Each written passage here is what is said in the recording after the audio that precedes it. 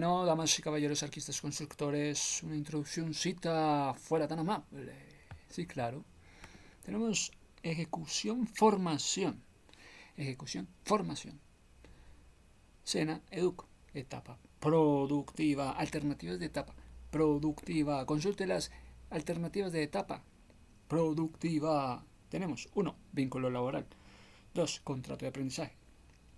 3. Contrato de vínculo formativo. 4. Monitoría. 5. Proyecto productivo. ¿Entendés? Ahí vamos. Bueno. Pues veamos qué tienen ustedes acá con inicio. Generalidades. Alternativas. Para responder estas preguntas acerca del contrato de aprendizaje. Nos vamos con un contrato de qué? Contrato de aprendizaje. ¿Qué es un contrato de aprendizaje? Es una forma especial de vinculación.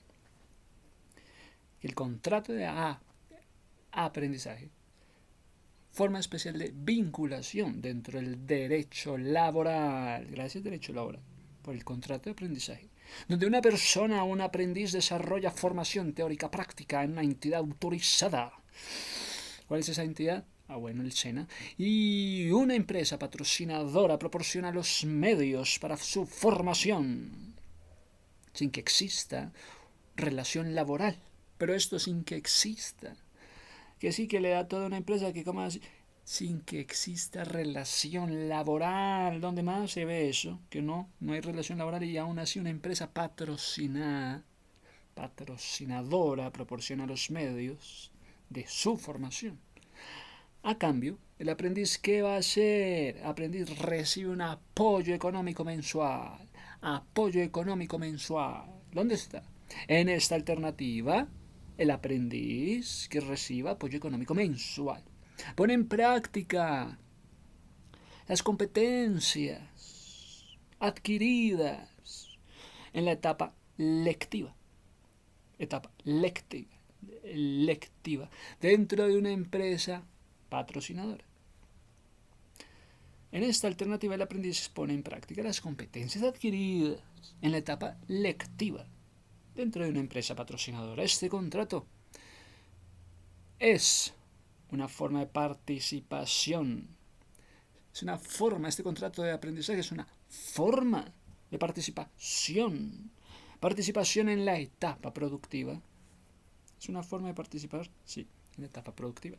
De acuerdo con lo definido en la ley 2466 del 2025, si lo conoces. Mira, el Congreso de la República de Colombia, en la ley 2466 del 2025, junio del 2025, una empresa se compromete a proporcionar los medios para la formación, mientras el aprendiz realiza actividades relacionadas con su formación profesional integral. Que se dice formación profesional, sí, no es una formación tecnológica, profesional integral.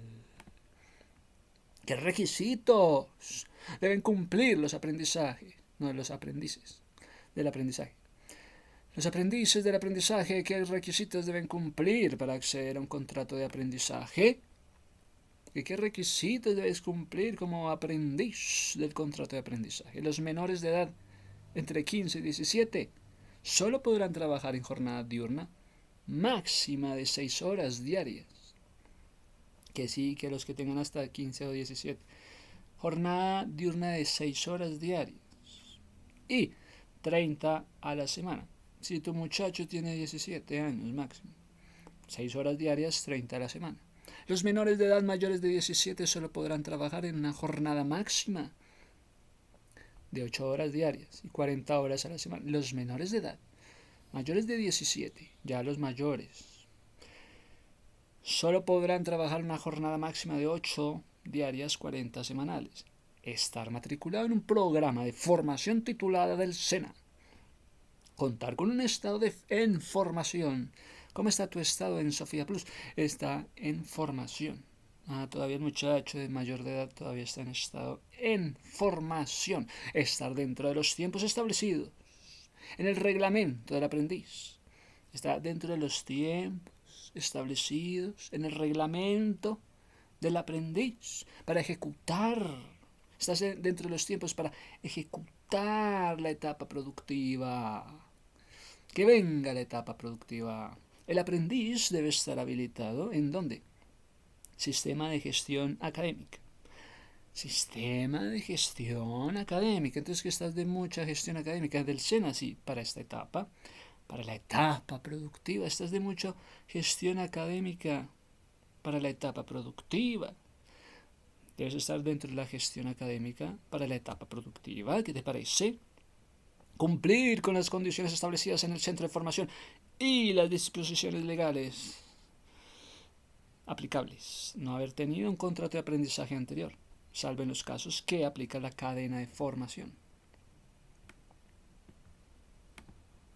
¿Cuánto tiempo dura la ejecución de un contrato de aprendizaje? ¿Cuánto dura tu contrato de aprendizaje? Pues 2 años y medio.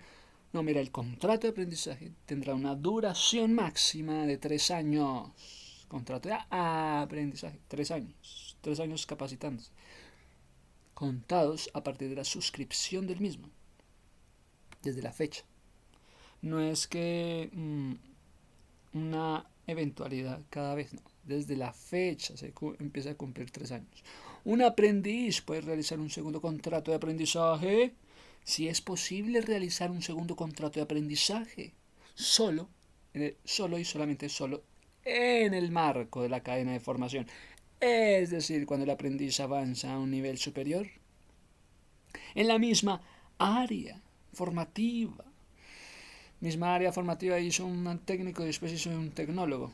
Ya ha terminado satisfactoriamente el primer contrato. Ya terminó el primer contrato y quiere el segundo. Que le fue bien en el primer contrato, denle el segundo.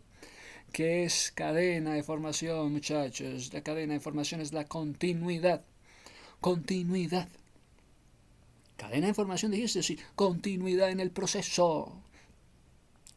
Proceso formativo del aprendiz, 3 años dentro de un mismo campo de ocupación.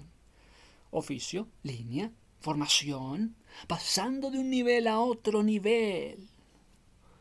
Por ejemplo, de técnico a tecnólogo. Lo que habilita la posibilidad de tener un segundo contrato de aprendizaje siempre y cuando el primero haya sido finalizado. Ya finalizó su primer contrato satisfactoriamente. ¿Cuáles son las obligaciones de las empresas y del aprendiz? ¿Cuáles son las obligaciones de la empresa y del aprendiz en un contrato de aprendizaje? ¿Cuáles son las obligaciones? La empresa patrocinadora suministra medios y condiciones para la formación. Mira que si la empresa va a patrocinar suministrar medios, condiciones para la formación, o sea, el espacio, o sea, el tutor, o sea, los materiales. ¿Le han dado a usted materiales? Realizar evaluación, reporte del proceso. ¿Le han dado un reporte de su proceso? Una evaluación, bueno, reporte del proceso. Pagar el apoyo económico de sostenibilidad, un sostenimiento oportuno. Van a pagar el apoyo económico oportunamente, un sostenimiento oportuno. ¿Cuándo van a dar ese apoyo económico de sostenimiento oportuno? Afiliar al aprendiz al sistema de salud. ¿Van a afiliar al aprendiz al sistema de salud y de riesgos laborales, sí o no? SSRL. Según la etapa, en estos 3 años, han afiliado a los aprendices al sistema de salud y de riesgos laborales. ¿Sí? Bueno. En la etapa práctica, como ya está entonces afiliado al sistema de salud y de riesgos laborales, en la etapa práctica proporcionará elementos de seguridad industrial. Se le proporcionan elementos de seguridad industrial. ¿Qué hace el aprendiz? Gracias, dice, muchas gracias. Asistir puntualmente a clases y prácticas. Cumplir con reglamentos y normas del SENA. Ejecutar con responsabilidad las actividades asignadas. Me comprometo a ejecutar con responsabilidad las ejecuciones asignadas. Poner diligencia y esfuerzo para aprovechar su proceso de formación, que es el apoyo y el sostenimiento. ¿Qué es este apoyo de sostenimiento? El apoyo, el sostenimiento. Apoyo y sostenimiento no constituye salario. No solamente todo es salario, muchachos. Dejen de pensar solamente en el salario. El apoyo del sostenimiento no constituye salario y su objetivo es garantizar el proceso formativo del aprendiz. No nos interesa el salario, sino proceso formativo del aprendiz. Su valor depende de la etapa del contrato. Primero, apoyo económico. Una formación dual. ¿Cómo va en ese primer año? 75% logrado. PIN, primer año 75% logrado. Apoyo económico, porque ya logró el primer año. ¿Cómo le fue en el primer año? 75%. Óptimo. 100%. En el segundo año, ¿cómo le fue en el segundo año? 100%. Óptimo. Entonces que en el primer año sacó el 75% óptimo. En el segundo año sacó el 100% óptimo. Listo. Formación tradicional, 75% durante la fase electiva. Antes del 50%. 100% durante la etapa práctica, antes de la fase práctica. Ya lleva 2 años, 75 y 100. Durante la fase de la práctica, antes 75 o el 100. Creo que entiendo, sí. Creo que estoy entendiendo, muchachos. Pues sistema de gestión virtual del aprendiz. ¿Qué es esto del SGVA? SGVA. Sistema de gestión virtual del aprendiz. Directorio SENA, Centro de Formación. Manual Empresarios, Manual Aprendices. Instructivo regulación. ¿Qué es el manual de los empresarios? ¿Cuál es el manual del aprendiz? ¿Te aprendiste ya el manual del aprendiz? Que no sabes dónde queda. Yo te digo. El instructivo de regulación. Es que hay un instructivo de regulación. Aprendices. Iniciar sesión, recuperar, crear usuario, empresa. No, pues le hace. Quiero conocer el decreto de los aprendices voluntarios. Quiero conocer, ¿cómo así que hay un contrato? ¿Cómo así que hay un decreto de aprendices voluntarios? ¿Aprendices voluntarios? Sí. Directorio SENA, Centro de Formación. Bueno. Manual, no, yo quiero hacer el manual del aprendiz. No, pero un decreto de aprendiz voluntario.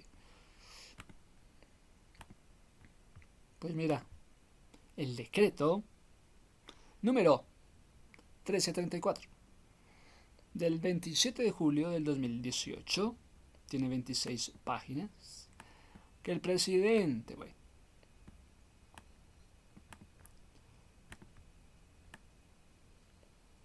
decreto 1334 del año 2018, decreta modificación del artículo, modifica el artículo, decreto único reglamentario del sector trabajo, sector trabajo, regulación de la cuota de aprendices. Hay una regulación de la cuota de aprendices. La cuota mínima de aprendices en los términos de la ley será determinada por la regional del Servicio Nacional de Aprendizaje SENA.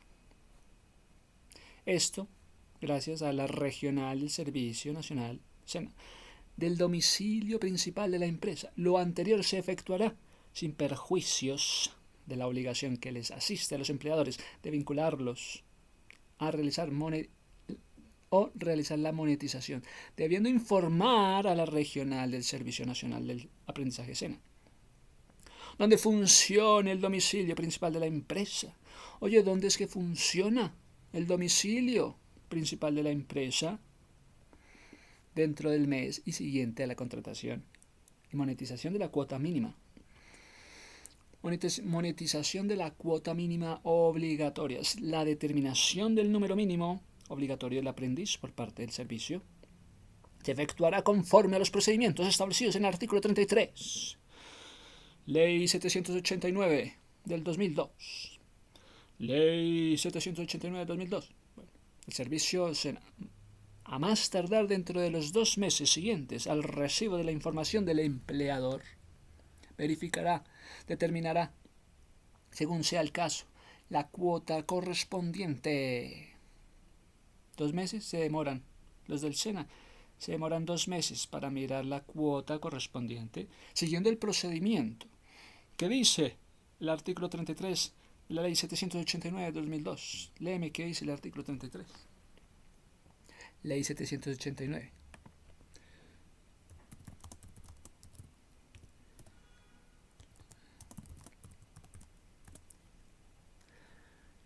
Pues que el artículo 33, ley 789 del 2002, modificado por la ley 1450 ya en el 2011, ley del 2002, luego modificada en el año 2011, regula la cuota de aprendices SENA. Establece que la regional del SENA determinará el número mínimo obligatorio de aprendices para cada empresa. Entonces, ¿qué es la regional del SENA? El que determina el número de aprendices para cada empresa, en proporción de un aprendiz.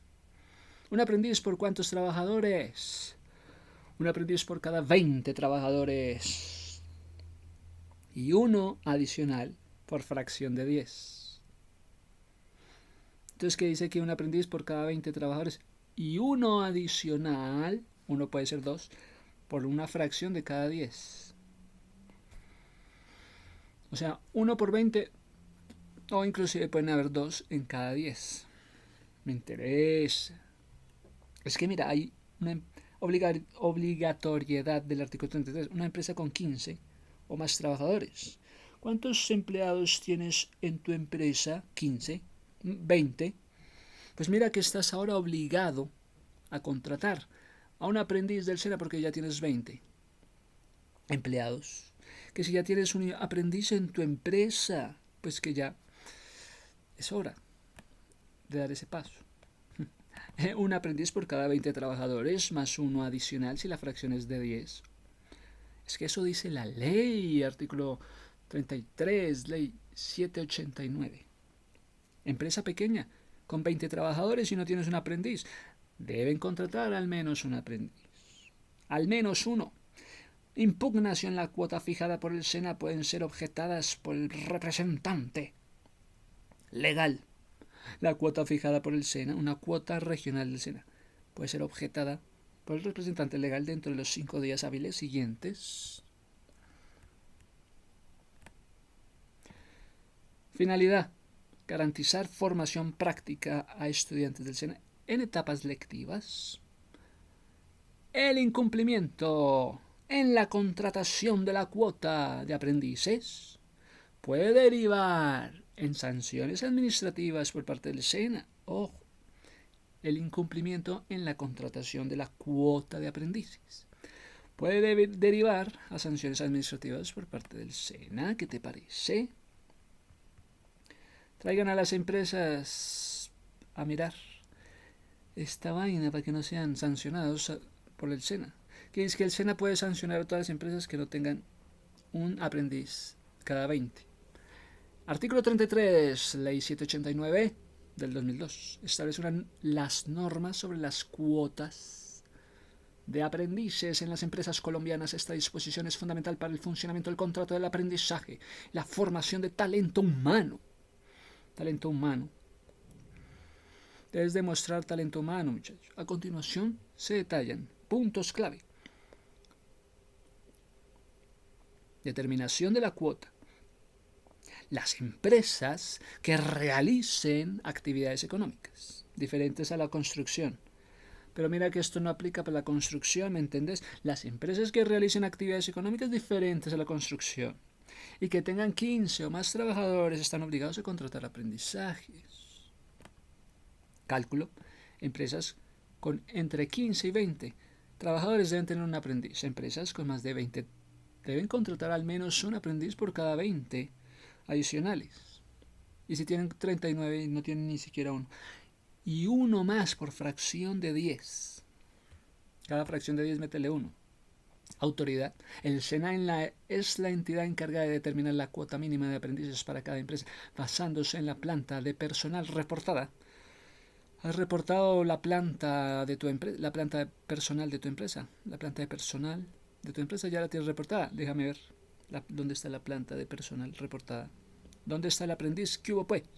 La empresa puede solicitar la monetización de la cuota la empresa puede solicitar la monetización de la cuota bajo condiciones específicas reguladas por la ley, pagar un valor en lugar de contratar al aprendiz. Pero mira que la empresa ahora aquí es que puede pagar un valor. Bueno, ¿cuánto tengo que pagarle? No, no tengo ningún aprendiz.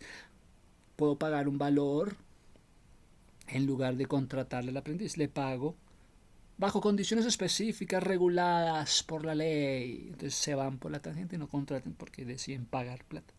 Las empresas dedicadas a la industria de la construcción están exentas de la cuota del aprendiz.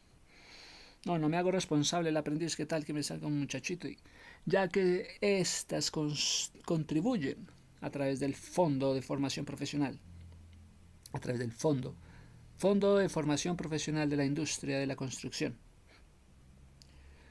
¿Qué tal que le caiga? No, no es que le caiga una piedra en la cabeza, es que les pasa otro tipo de cosas, es otro estilo de vida, ya que están contribuyendo a través del Fondo de Formación Profesional de la Industria de la Construcción. FIC. ¿Qué cosa con ustedes? Que los de la construcción, que no. Yo no le traigo aprendices porque qué tal que les pase algo. A pesar de la reciente discusión sobre reformas laborales, la base de la cuota de aprendices se ha mantenido como una herramienta para incentivar el empleo juvenil y la formación técnica. O sea que van haciendo campaña para incentivar el empleo juvenil y la formación técnica, no profesional sino técnica. ¿Necesitan información sobre la monetización de la cuota? ¿Sobre los apoyos de sostenimiento? Creo que no han dicho por qué la industria de la construcción está exento a pagar la cuota del aprendizaje del SENA.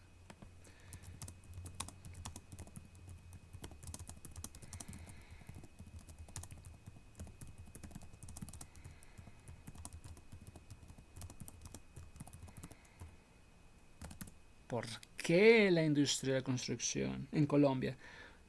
No, la industria no está exenta de aportarle al SENA, sino que por la naturaleza inestable de sus obras, que sus obras son inestables. ¿Cómo va a ser que dentro de tantos años haciendo una construcción algo sea inestable? Sustituye la contratación directa de aprendices. Vas a sustituir la contratación directa de aprendices por el pago del fondo, por el pago del Fondo de la Industria de la Construcción, FIC. Esta contribución mensual, que equivale a un salario mínimo por cada 40 trabajadores. Es que los de la industria de la construcción se lavan las manos. No, yo pago es un platanal. Cada 40 trabajadores pago como si tuviera un aprendiz. Se destina a financiar esto para financiar la formación de aprendices en el sector, pero para su sector, lo cual se considera un aporte parafiscal. ¿Ya me entendés lo que es el aporte parafiscal? Creo que sí, muchachos, ya entiendo. El aporte parafiscal, para los fiscales o que la plata para... No, los aportes parafiscales son obligaciones de pago que hacen empleadores a empresas por ley. Empleador, págame a la empresa por ley, aporte parafiscal, del empleador a una empresa.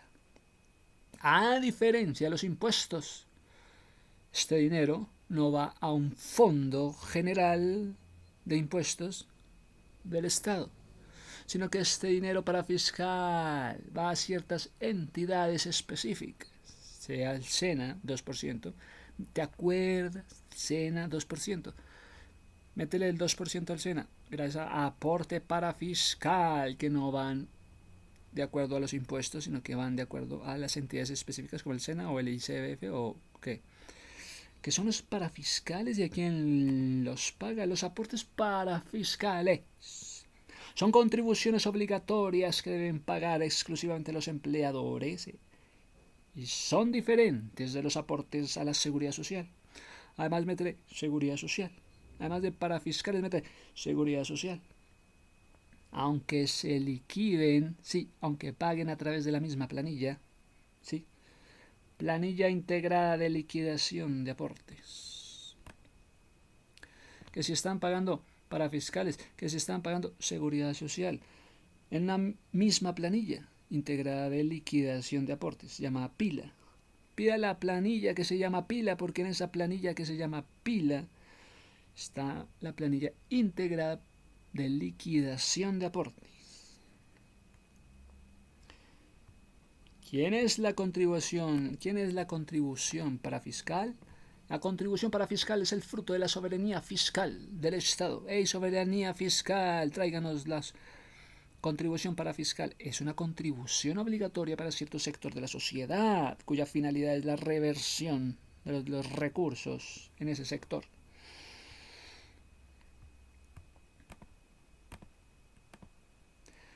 ¿Cuánto es el aporte para fiscal? Ya sabes, pues que el 2% para el SENA, pues que el ICBF pide el 3%.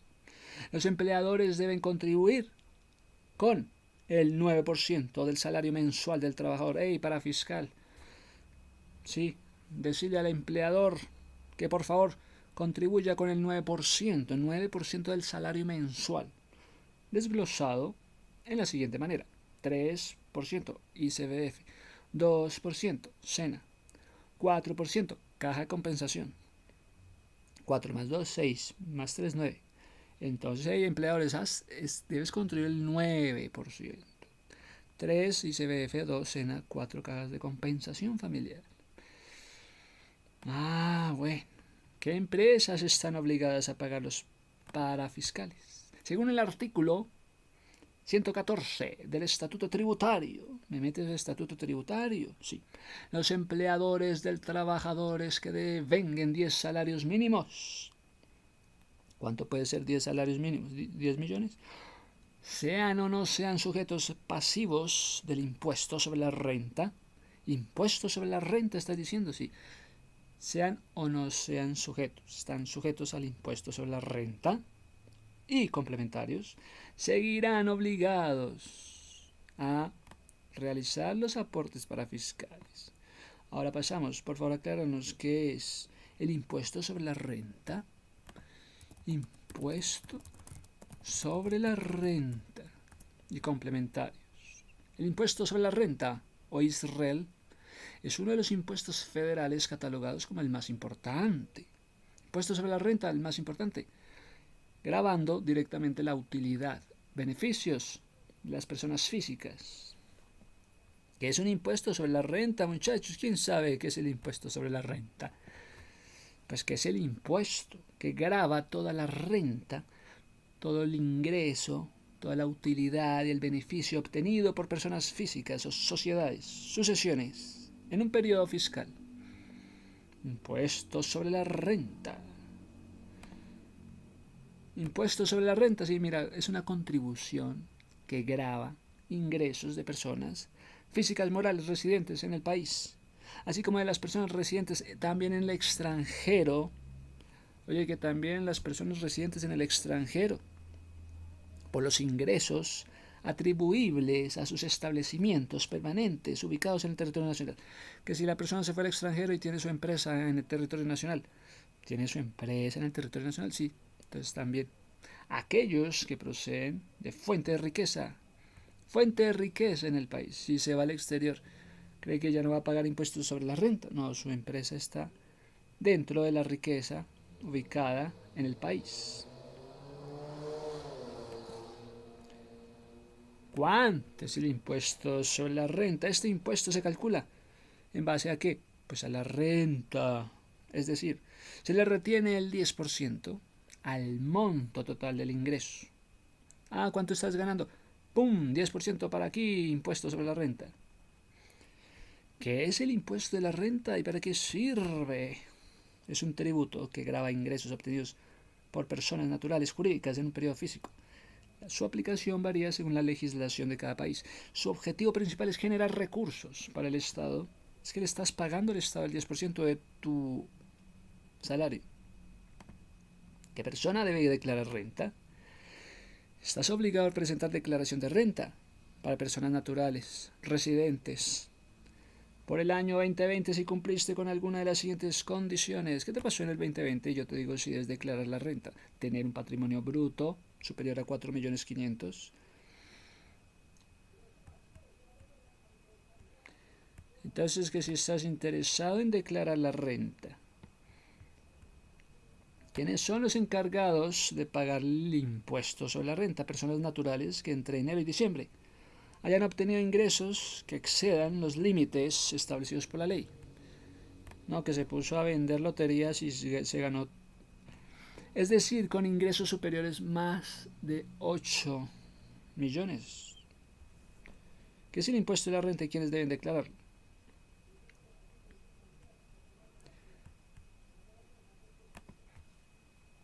Pues estás obligado a presentar declaración de renta. Dile a la DIAN que eres una persona natural residente por el año gravable desde el 2020. Si cumpliste con alguna de las condiciones, mira, yo en el 2020 cumplía todas las condiciones. Es decir, tenía un patrimonio bruto superior a 4.500. En el 2020 tenías un patrimonio superior a 4,5 millones. Sí. Haber obtenido ingresos brutos iguales, superiores a 1.400.000 durante todo el año. Yo todo el año del 2020 estuve ganando un ingreso de 1.400.000, VT. Haber realizado consumos mediante la tarjeta de crédito superiores a 1.400.000 durante todo el año.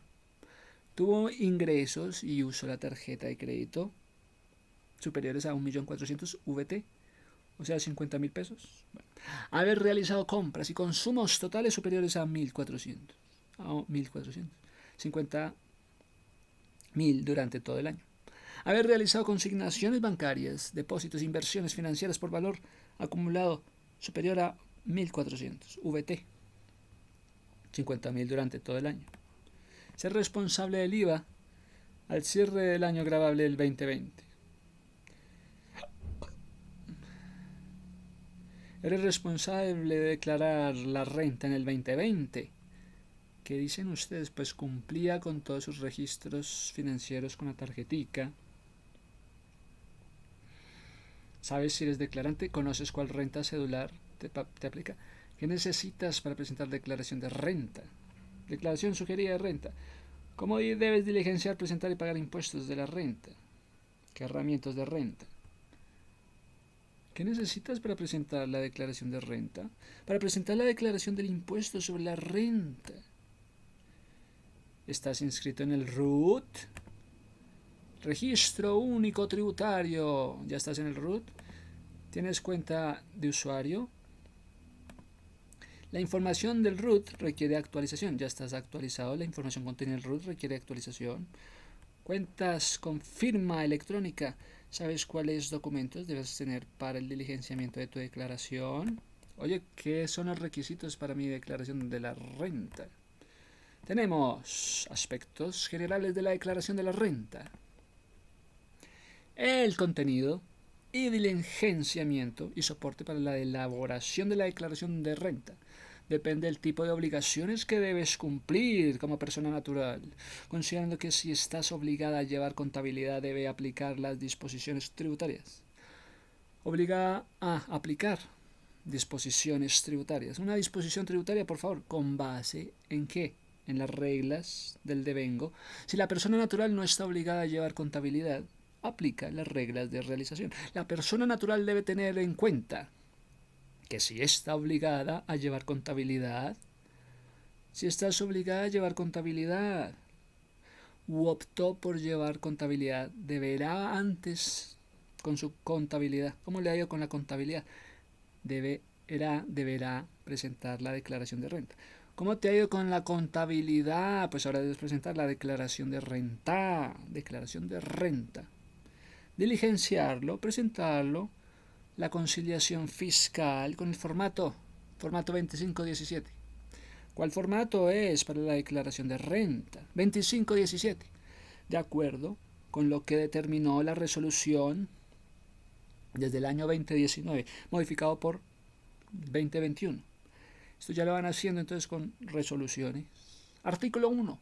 Formato de reporte de conciliación fiscal para los contribuyentes obligados a llevar una contabilidad. ¿Usted ya está obligado a llevar una contabilidad? Bueno, entonces prescribir el formato 2517, de reporte de conciliación fiscal para los contribuyentes obligados a llevar contabilidad, sí, correspondiente al periodo, están hablando del 2020, el cual lo deberán presentar los contribuyentes obligados a llevar contabilidad a quienes de manera voluntaria deciden llevar contabilidad. Reporte de conciliación fiscal, formulario 210.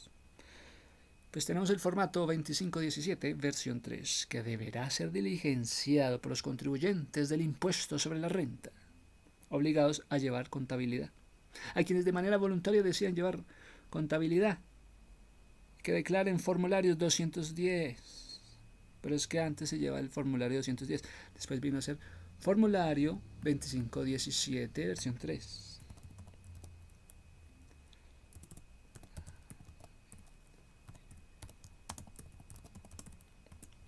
Entonces que si por favor nos ayudas con el formulario 2517, guía para la carga y envío de archivo 2517. Sí, hombre, que no sabemos cómo es el formulario bendito de los formatos 2517 para el año grabable del 2020. ¿Qué te pasó en el año 2020? Pum. Pues que el RUT debe sacarlo. Primero, RUT. Reporte de conciliación fiscal deberá ser diligenciado, presentado a través de los servicios DIAN por los contribuyentes del impuesto sobre la renta obligados a llevar contabilidad, por quienes de manera voluntaria deciden llevar contabilidad, cuyos ingresos brutos obtenidos en el periodo del año gravable objeto de conciliación sean iguales o superiores a 45.000 VT, que si es su periodo gravable 45.000 VT. En los demás casos, el formato deberá ser diligenciado y puesto en disposición por la DIAN. Dame DIAN mi formato. Esos son los documentos que deben tener en cuenta los ciudadanos clientes de disposición en sus archivos personales para el diligenciamiento de la declaración de renta. Formato 2517, versión 3. A continuación se enuncian algunos de ellos, según el caso puede existir otros no relacionados. Nos vamos a la DIAN a ver qué nos dice. Se debe conservar la totalidad de los soportes. Documento indispensable. Oye, ¿cuál es el documento indispensable? Copia del certificado del RUT. Copia del certificado de inscripción debidamente actualizado. Ya estás inscrito, ahora certificado actualizado. Para determinar el patrimonio. Vamos a determinar el patrimonio con el RUT. Se requiere tener disposición de documentos en los que conste la titularidad. Los documentos que diga que usted es el titular de los bienes, los derechos e inversiones y los que respaldan las deudas con valores certificados a 31 de diciembre. Desde el 31 de diciembre. A continuación se provee una lista informativa. Certificados, extractos de los saldos de las cuentas corrientes, certificados de las inversiones, un certificado de una inversión, un certificado de extracto de saldo. Entonces pensad, ¿dónde está el certificado o extracto de los saldos de la cuenta de ahorro? Muéstrame un certificado o un extracto de los saldos de la cuenta de ahorro. Muéstrame un certificado de las inversiones emitidas por las entidades donde se constituyó su inversión.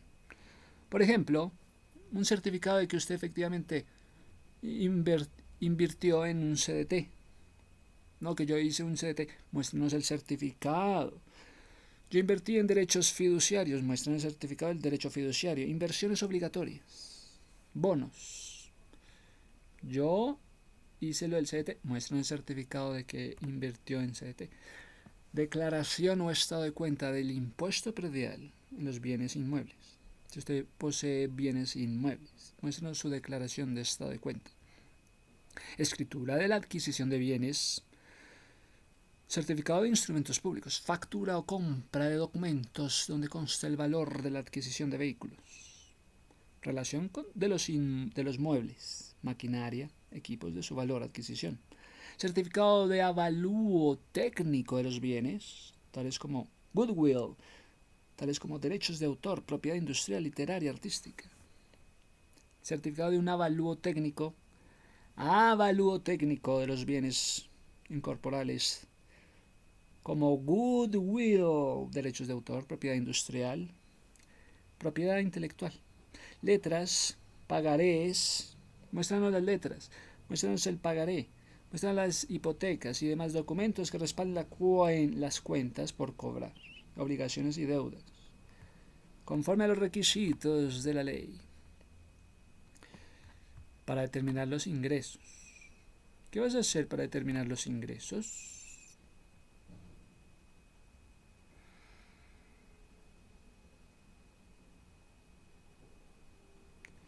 Para determinar los pagos que constituyen deducciones, gastos procedentes, todos los documentos que respaldan ingresos, costos, deducciones, patrimonio emitidos por las entidades. En los casos que se requiere la certificación para acreditar la deducción por dependientes. Costos y gastos procedentes de trabajadores independientes. ¿Que se las dio de trabajador independiente? ¿Qué va a hacer, hombre? Estaba en mucho trabajador independiente, feliz por la vida porque era un trabajador independiente.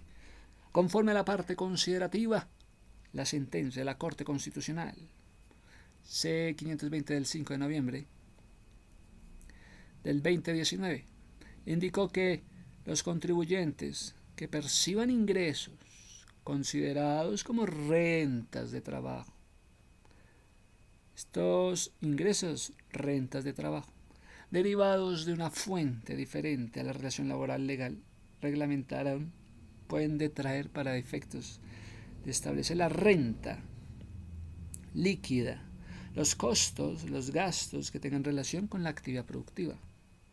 Gastos que tengan relación. ¿Sabes cuáles son los documentos que debes tener para el diligenciamiento de tu declaración? ¿Cómo debes diligenciar, presentar pagos de impuestos? Pues por ahí va. Reporte de conciliación fiscal, formato 2517.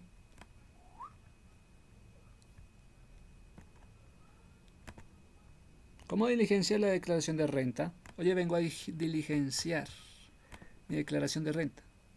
Formulario 210, pero ahora aquí es que 2517. ¿Cómo diligenciar la declaración de renta? 210. A sabiendo que es el 2517. Para diligenciar el formulario 210 de la declaración de renta, ingresa DIAN Gopco, menú transaccional y haz clic sobre la opción usuario registrado. Usuario registrado. Debes seleccionar la opción nombre propio. Diligenciar tu información cuando ingreses. Diligenciar y presentar formulario 210. En la sección borrador, haz clic en botón crear. El sistema te presentará una declaración sugerida. Puedes aceptar o no la información sugerida para continuar con el diligenciamiento. También con base en el documento, el borrador del programa Ayuda Renta puede diligenciar formulario 210 para personas naturales asimiladas de residencias. Consulta el formulario 210 para personas naturales. Rentas. Entonces tenemos videitos muy interesantes, gracias. Mírame, qué maravilla. Mírame la maravilla del 210. Tin. Muy bien, muchachos. Entonces, ya vamos ganando propiedad.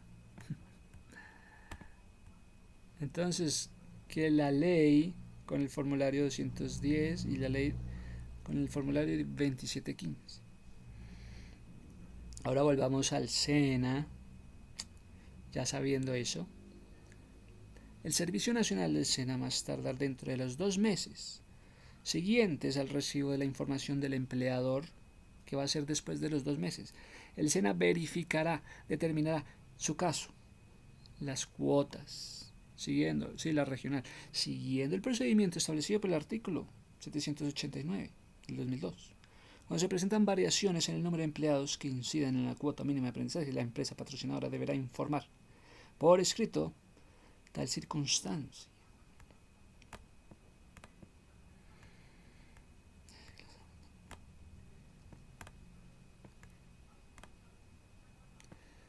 Decreto 1334.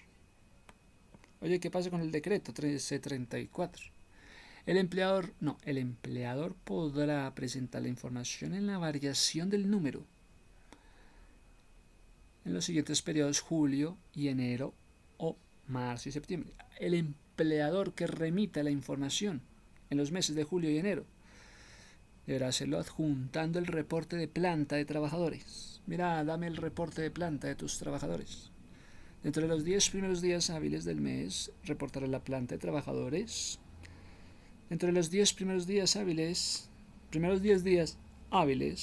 mes de enero, puede hacer un reporte de la planta de trabajadores. No, que yo, el empleador, voy a hacer un reporte de los primeros 10 días hábiles del mes de enero. Reportar la planta de trabajadores de julio a diciembre del año inmediatamente anterior. El empleador que remita la información en los meses deberá hacerlo adjuntando el reporte de la planta de trabajadores. Dentro de los 10 días hábiles, reportará la planta de trabajadores del mes de. El empleador a través del representante legal. El empleador, ¿dónde está el representante legal? Tráeme el representante legal. O su apoderado, venga, remitirá la información en las oportunidades señaladas del presente artículo. Deberá informar al SENA dónde funciona el domicilio principal. Hey, apoderado, ¿dónde está el domicilio de la empresa? En caso de que el empleador se encuentre en situación de insolvencia. No, que el empleador está en situación de insolvencia, a que alude la ley 1116 del 2006. Podrá reportar la información en cualquier mes. No, que el empleador me ha dicho a mí que soy el que acude, el apoderado, que estaba en situación insolvente en esos meses preciso. Los empleadores no exceptuados de contratar aprendices. No exceptuados. Contratar aprendices. Podrán aumentar voluntariamente el número de aprendices patrocinados con alumnos del SENA. No, antes bien el empleador está pidiendo más aprendices, siempre y cuando no se haya reducido el número de empleados vinculados a la empresa. Pero no me reduzca, pero no me eche a los demás que ya están en planta. Déjeme a los que están en planta en los 3 meses anteriores a la fecha que se solicite el servicio del SENA. Entonces, que echo a los que tengo y que me traigan todos los del SENA aquí. Pero no me los eche, no hay que votarlos. Aprendizaje SENA, la aplicación del beneficio. No reduzca la nómina. No me reduzca la nómina vigente. En caso de que lo haga, dará por terminar el contrato de aprendizaje voluntarios. Empresas entre 15 y 50 empleados. Tiene ya 50 empleados. Hasta el 40% del número total de empleados. Empresas entre 50 y 200. 30% del número total. O sea que si su empresa está entre 15 y 50, métale el 40% del número total. Métele 40% de los empleados de la empresa. Si tiene más de 50 y hasta 200, métele 30%.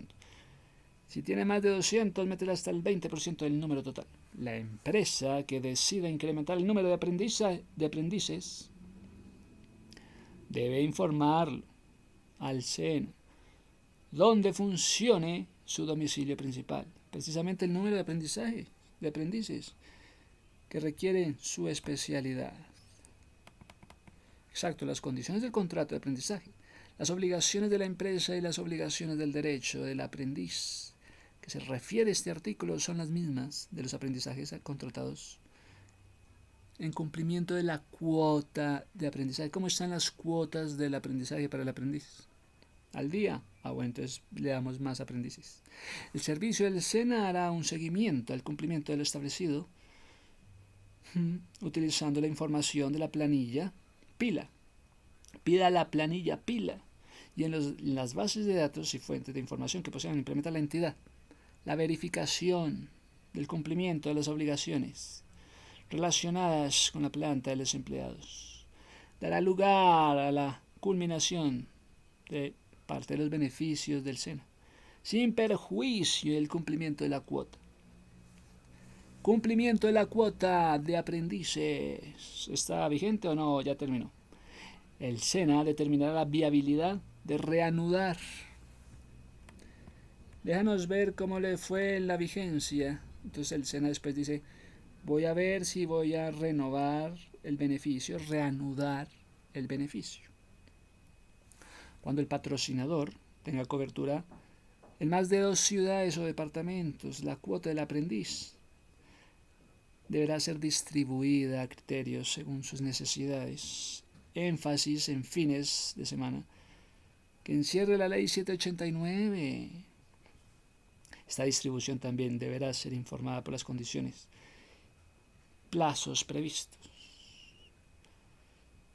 Los hogares infantiles creados como personas jurídicas sin ánimo de lucro, sistema personería jurídica y CBF que presten el servicio público bienestar mediante la celebración de contratos, no serán objeto de regulación.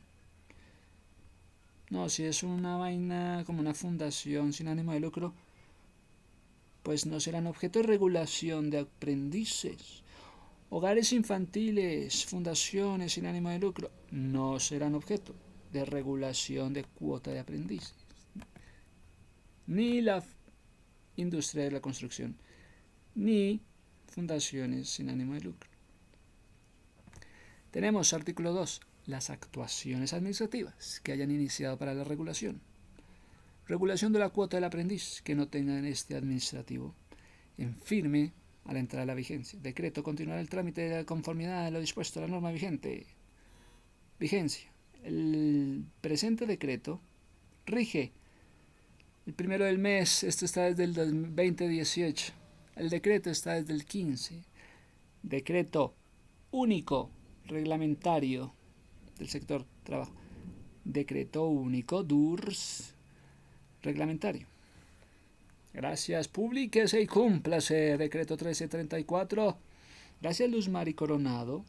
Gracias, Luz Mari Coronado Marín, Secretaría General encargada del empleo de Ministra del Trabajo en el 2018. Mira lo que hizo el Ministro de Trabajo en el año 2018.